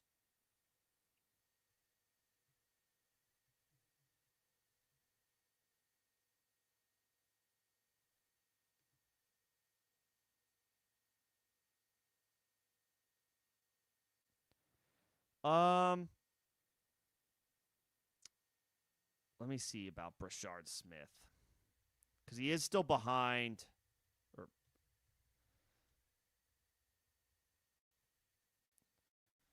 mean, he's behind Pacheco and Kareem Hunt. Kareem Hunt did get hurt, I think. He did miss. I think he missed that game last week, or he missed a decent portion of it.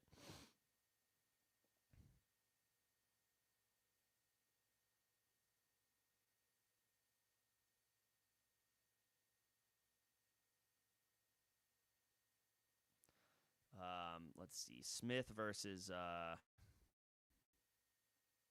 Gainwell.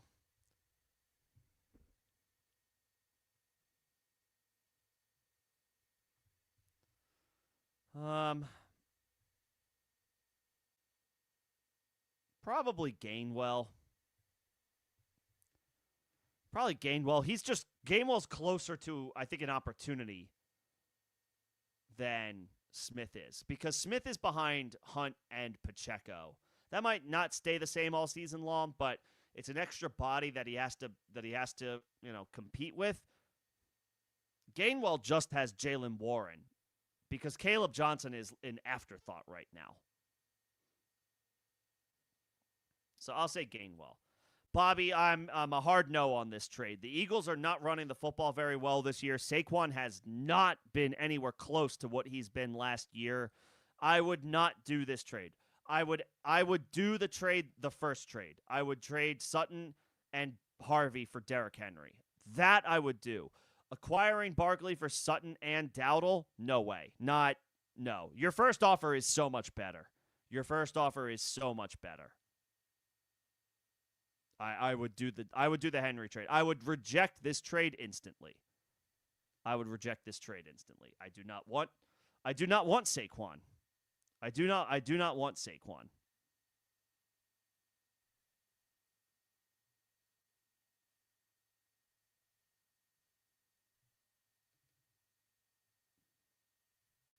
No. Yeah, stay far away. Make that first trade. Don't make that second trade.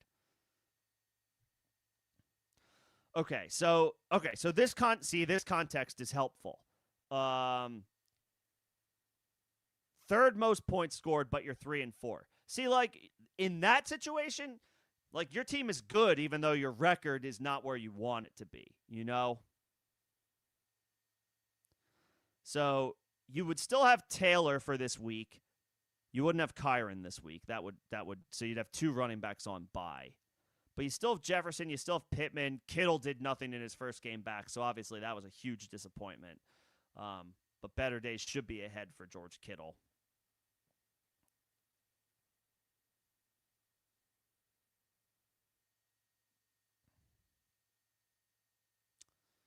Brees gets the Bengals this week. I may stick it out. I may stick it out and hold Brees. I have to think about that one, but I may stick it out and hold Brees. At the end of the day, I don't want to increase the risk of me falling to 3-5. I know Brees Hall has not been given, he didn't give much of anything this past week.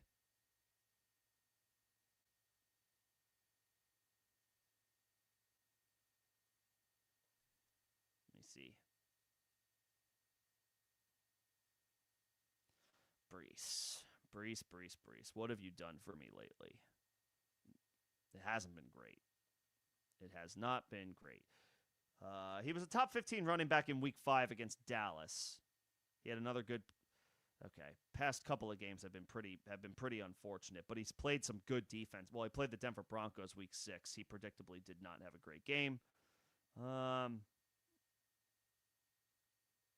I think I would roll the dice on him again against Cincinnati.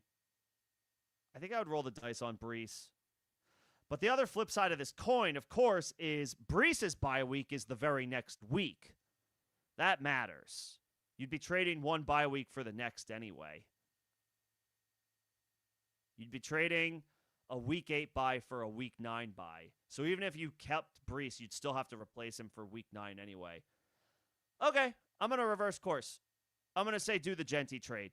Weather the storm this week. I think I would rather have Genty than Brees Hall rest of season. Not that either is in a great situation, but I think I slightly prefer Genty. Yeah. Yeah, you don't. I know you don't have Kyren this week, and that would mean you don't have Kyren or Genty, but you would get them both back next week, and then you get to rock with Taylor, Genty, and Kyren. Well, when's the Colts bye week? Don't tell me it's week 10. It's week 11. All right, so you get one week of those three guys together, and you do get Kyren back to replace Brees in week 9. All right. In that case, because you have Taylor, maybe just hold. Maybe just hold. If it again, third most points, maybe just hold. I'll reverse back the second time. Kyren coming back week 9 allows you to stomach the loss of Brees more than not having Kyren or Genty if you made the trade. All right. Stay put. I guess stay put. Stay put, play JT and Brees this week. How much? So I think I answered this earlier. Yeah, I mean, if you have good running back depth, but you're looking for a running back just to add more depth, 5 to 7% of your FOB. Is your running back depth kind of shaky, or have you suffered an injury, or a bye week's going to get you this week? 8 to 12%. For Monangai. Because remember, he's still going to be a backup running back playing on the road against, yes, a favorable matchup, but it is a desperate team coming off their bye week. I don't know that we're going to automatically see Monangai replicate the same numbers that he had playing the Saints at home. I know the Ravens defense hasn't been good either, but they are coming off their bye week, and they are at home. So I don't love that spot for a backup running back as much as the numbers may tell you it's a favorable matchup. That being said, if you have DeAndre Swift, then I would boost it to the 12 to 15% FOB range. So it all depends on your situation. If your running back depth is good, 5%. If your running back depth is hurting a little bit and you don't have DeAndre Swift, but you're looking for some depth options, 7, 9, 10% of your FOB. 8 to 10% of your FOB. If you have DeAndre Swift, 12 to 15%. Go secure the handcuff. Go secure the insurance policy. Better stash, Harvey or Spears. If you don't have, Dobbins or Tony Pollard, I'll just say, again, I mean, I like Tajay Spears. I like his talent. But the Titans are one of the worst offenses in the league. I'll take Harvey. I know he's been kind of quiet, but he's a recent, he was this year a second-round pick in the NFL draft. He's got an older running back ahead of him in Dobbins, who has been good and has been durable, but does have some injury history, a lengthy one at that. And the Broncos are just a much better offense. I prefer to have, guys on good offenses, attached to good offenses, as opposed to more often than not trying to rely on guys on bad offenses. They're going to have a harder time getting scoring opportunities. They're less likely to be on an offense that sustains drives and stay on the field. Like, play for play, pound for pound, give me the dude on the better offense, even if he's not performing as high. I give the slight nod to Harvey here, even though I do like Spears.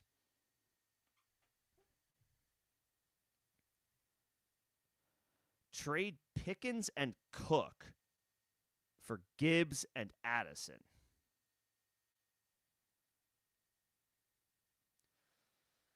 I mean, you're talking about like an RB1 for an RB1, top 5 running back for top 5 running back.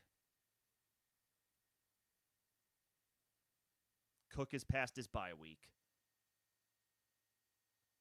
Gibbs will be past his bye week after this week. Pickens has been on fire, but CD is now back, so his ceiling is not as high. Addison is in a very similar situation as Pickens in that he is a good player, but the clear number 2 behind a clear-cut number 1 in the pecking order. CD for the Cowboys, Jefferson for the Vikings. Addison popped this past week, 9 for 28 against Philly. I know Pickens made plays this past week as well against Washington. 4 for 82. Not as many catches, but pretty good yardage total. He's gonna have fewer chances with CD and Jake Ferguson in the mix. Ferguson is more of a threat at tight end for the Cowboys, I think, than Hawkinson is at tight end for the Vikings.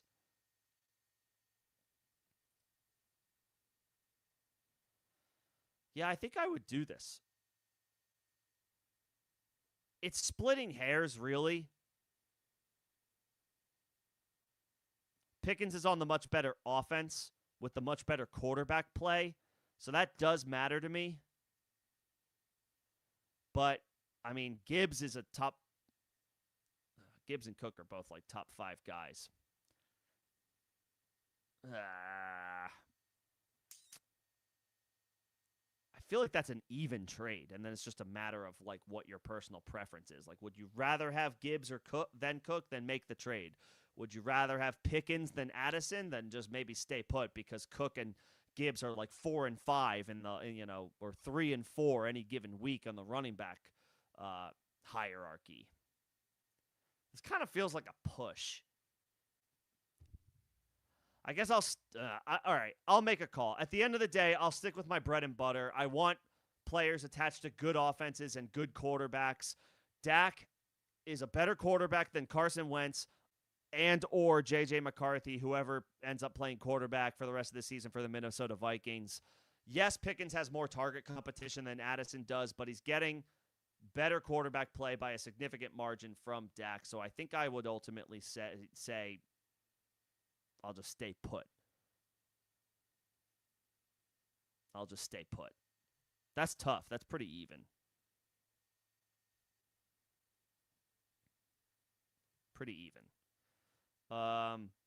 Yes, but yeah, I think I did. I did answer that, Bobby, but I'm happy to repeat it. If you have like a Love and Flacco situation, you can hold both and play the matchups. You can hold, if somebody has a favorable matchup at home, you play that quarterback, you bench the other guy. And then next week, if the roles are reversed, then you reverse your starting lineup.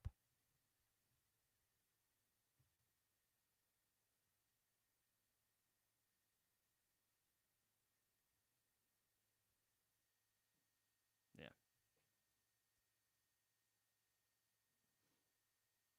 You can have both. Hollywood, Wan'Dale, or Pollard? Wan'Dale. Hollywood is buried now behind Rashee Rice and Xavier Worthy. And probably Travis Kelce for whatever that's worth. Wan'Dale is a wide open opportunity rest of season. Dart looks good. Malik Neighbors is not coming back. And Tony Pollard has been lackluster on a bad offense, losing opportunities to Tajay Spears. Wan'Dale. Wan'Dale has the pickup over these 3 guys. Wan'Dale has the start among these 3 guys. Like, regardless of the question, whether it's to pick him up or to start him, the answer is Wan'Dale. And then Pollard or Monangai,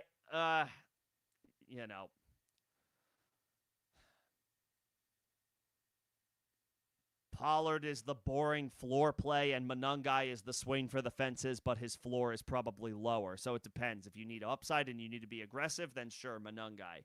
If you think you could play it safe and 5 to 7 points, or 7 to 8 or 9 points is enough for you for your like running back flex spot, then maybe Pollard. Depends on your situation.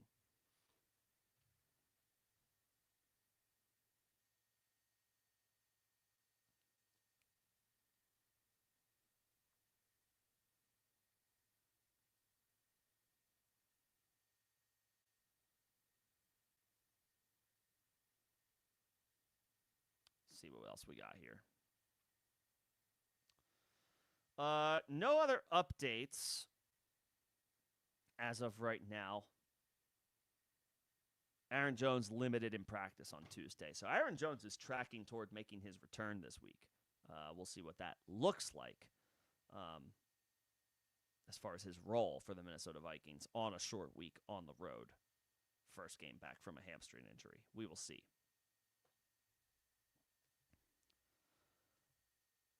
I'll stick around if there's any other questions for a little bit longer, but if there is nothing else, I'll probably shut this down shortly. Again, just a general overarching view of waivers. At quarterback, you got Jackson Dart, if he's still available. Running back is Kyle Monangai. Again, I'll rehash for Monangai. If your running back depth is solid, but you're keeping your options open, 5% of your FOB, 5 to 6% of your FOB. If you could use some running back depth options, you feel like you're hurting a little bit, either bye weeks or injuries, 7 to 10%. And then if you specifically have DeAndre Swift, you could go up into the 12 to 15% range to secure the insurance policy. He's clearly the RB2 for the Chicago Bears. Kenny Gainwell, Woody Marks, other guys that may be available on waivers, also worth a look. At wide receiver, it's Tez Johnson, Alec Pierce. Johnson is the priority, I think, because of the injury to Mike Evans, the likely season-ending injury to Mike Evans. Tez Johnson's going to have an expanded opportunity the rest of the way. And then at tight end, Gadsden, of course, but not if you don't blow all your budget. If you have Trey McBride, this is just a 1 week thing that you have to deal with McBride, and then you go right back to the well with your stud top 3 tight end, going back to week 9 for the rest of the season. So, if that's not your situation and you really need the points and you are looking for an answer at tight end, by all means go in on Gadsden. But if it's just to fill in the Trey McBride bye week, which looks to be a lot of you, I wouldn't be breaking the bank for a 1 week rental.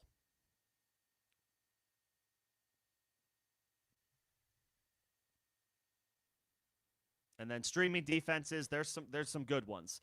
If the Colts are available, they're probably the top option. They're playing the Titans. I like the Falcons. They're playing Tua at home. The Patriots are decent against the Browns at home, although Quinshon Judkins is enough to make me second-guess that decision. Nevertheless, the Patriots should be fine at home for a streaming defense. And then even though they're on the road, San Francisco gets Houston. They're banged up with injuries, but Houston's offense looks really bad right now and very exploitable. So the 49ers defense might be okay, even though they're on the road. And then the Chiefs, if they happen to still be available, they get Washington and probably Marcus Mariota on Monday night.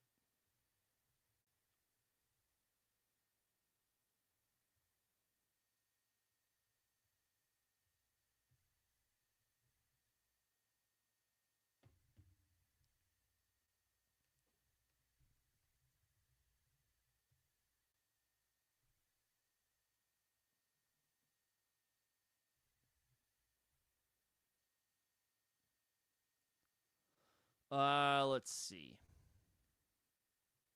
Do I think Penix is playing this week? He's day to day. I mean, and your guess is as good as mine if that's coach speak. If he's more injured than that, if he's less injured than that, maybe Penix is fine. Maybe he's going to miss this week and next week. I'm not sure. If you have Michael Penix and it's a super flex league, then sure, grab Kirk Cousins. But if you don't have Michael Penix and you're looking at potentially picking up Kirk Cousins, I'm only doing it if I know that I'm not going to blow any type of waiver priority, high waiver priority, or much FOB at all. Because we don't know if it's a 1 week absence for Penix, if any at all. We don't know if he's going to miss any games at all, miss any time. His status is very much like we just don't know. Day to day could mean he's good to go for this week. It could be coach speak and there's something serious going on or something more than just a 1 week absence or any type of absence. We don't know. We don't know what the status is. We don't know what the situation is yet. So if you have Penix and you're looking to grab Cousins, sure. Otherwise, I don't know that I would worry about it.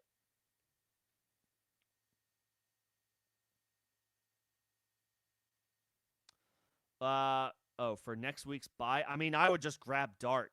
I would just grab Dart in a vacuum. He's playing well. He's running a lot. He's piling up the fantasy points. I would just ride the wave at this point. Like the confidence seems to be high. He's making good decisions. He's making good plays. He's making things happen. The vibes are good right now with Dart. I would just plan to pick up Dart and have him rest of season as an alternate option to Baker if you ever feel like you're at a point where you need to pivot off of him.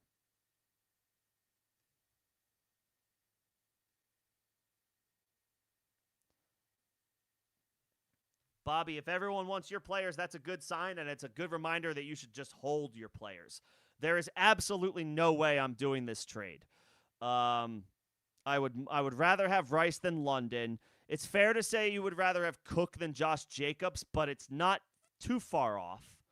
And then honestly, Chase Brown has been only okay without Joe Burrow. Rico Dowdle looks good.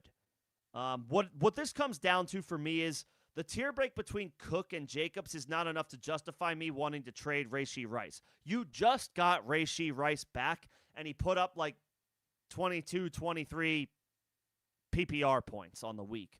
I'm not trading Rashee Rice unless I get CeeDee Lamb or Amon-Ra St. Brown. Like, that is the level of Rashee Rice that I need. Like, London's a drop-off for me for Rashee Rice, especially given the quarterback play in Atlanta. Rice has the much better quarterback play in Mahomes week over week. I am not doing this deal. No. Do the trade. If Sutton and Harvey for Henry is on the table, I would do that deal, and that's it. These other trades I'm not interested in. I would keep your players. You have a good squad, Bobby. Don't let anybody try to blow up your team to make theirs better, because you do have good players.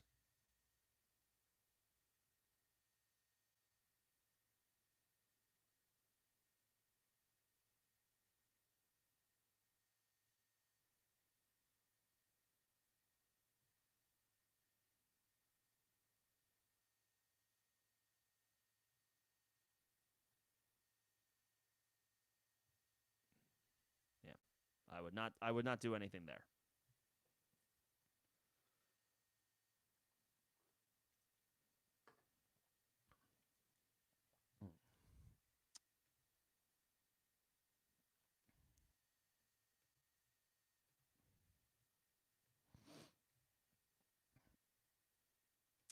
All right. Let's see. We are at the end of the chat, so I guess I will be shutting this down here shortly, but appreciate everybody coming in and hanging out today.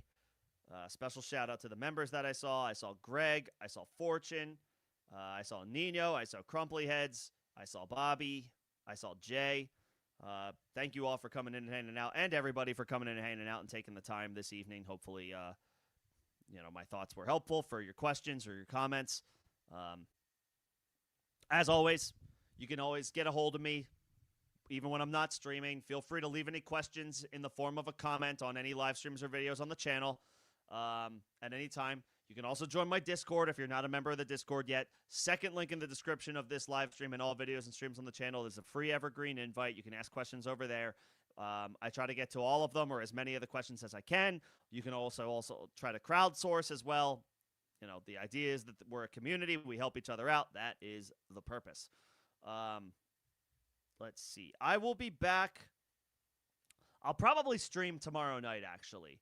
I have to get on another flight on Thursday. I have a wedding to attend. I will be available this weekend, rest assured. But Thursday might be a little hairy, so I may stream tomorrow. So I will make sure that I get some extra time with you guys. And then I am done with commitments for the rest of the year. And, I don't have any more things that I have to duck out for. And you guys will get my undivided attention from here on out. So I probably will stream tomorrow for anybody who wants to come in and hang out. Obviously, there will not be a game to look forward to ahead of tomorrow night. But we can start looking at start-sit questions when we start getting Wednesday practice reports and injury updates rolling in.